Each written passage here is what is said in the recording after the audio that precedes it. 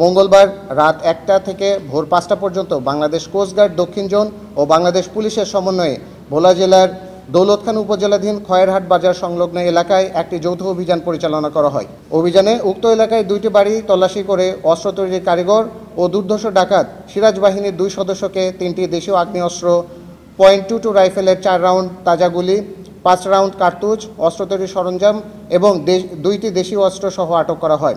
আটককৃত ডাকাত মোহাম্মদ শহীদ ও মোহাম্মদ শাহাবুদ্দিন দুইজনেই ভোলা জেলার দৌলতখান উপজেলাধীন দক্ষিণ জয়নগর ইউনিয়নের পশ্চিম জয়নগর গ্রামের ৪ নং ওয়ার্ডের বাসিন্দা। আটককৃত ডাকাতদের জব্দকৃত অস্ত্র ও গোলাবারুদ সহ পরবর্তী আইনানুগ ব্যবস্থা গ্রহণের নিমিত্তে দৌলতখান থানায় হস্তান্তরের কার্যক্রম প্রক্রিয়াধীন রয়েছে।